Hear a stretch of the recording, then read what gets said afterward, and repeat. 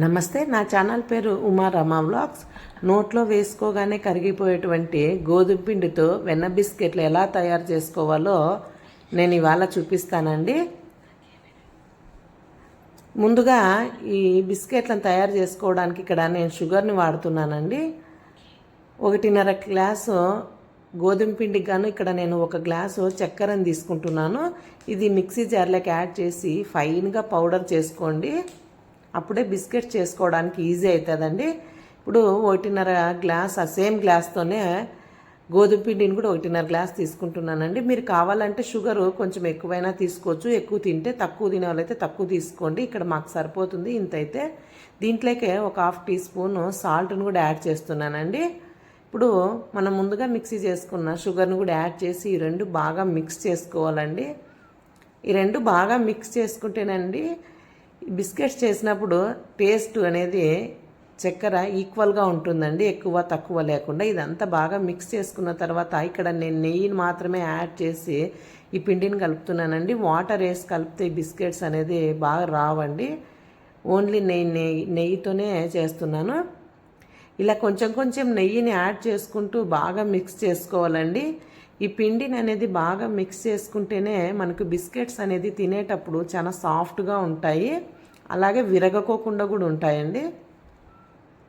ఇలా బిస్కెట్స్ చేసి మనం ఒకసారి స్టోరేజ్ చేసుకుంటే ఒక 10 to 15 డేస్ స్టోరేజ్ ఉంటాయండి. చిన్నపిల్లలు ఉండే వాళ్ళకైతే ఇది చాలా హెల్తీ అని చెప్పచ్చు బయట కొనే బిస్కెట్స్ కంటే.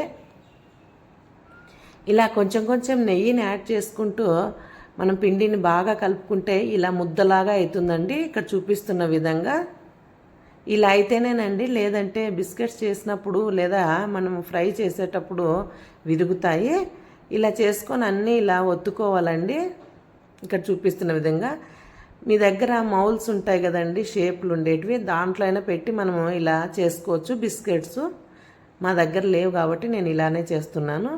అంతే, అన్నీ ఇలా ప్రిపేర్ చేసుకొని మన ఇంట్లో మందపాటి గిన్నెలు ఏమైనా ఉంటాయి కదండి, కుక్కర్లు కానీ అలాంటివి, దాన్ని తీసుకొని కింద అనేది చపాతీ పెనాన్ని పెట్టుకొని దాని మీద పెట్టుకొని స్టవ్ మీద పెట్టాలండి. అప్పుడే అనేది వెంటనే హీట్ అయ్యి మాడిపోకుండా స్లోగా ఇవి అనేది ఫ్రై అవుతాయండి.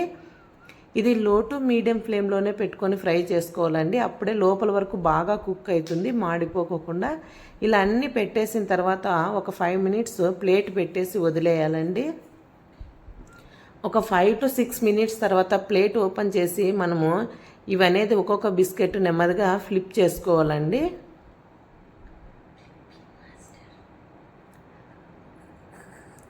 ఇది అనేది బిస్కెట్స్ మైదాతో కూడా చేసుకోవచ్చండి. అవి అనేది నెక్స్ట్ వీడియోస్లో చూపిస్తాను.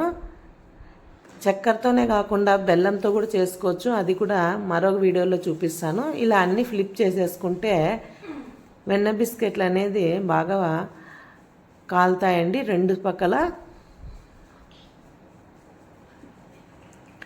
ఆ మొత్తం అన్నీ ఇలా చేసేసుకొని ఫ్రై చేసుకుంటే సరిపోతుందండి. ఓవెన్ ఉండే వాళ్ళైతే ఓవెన్లో పెట్టుకోవచ్చండి.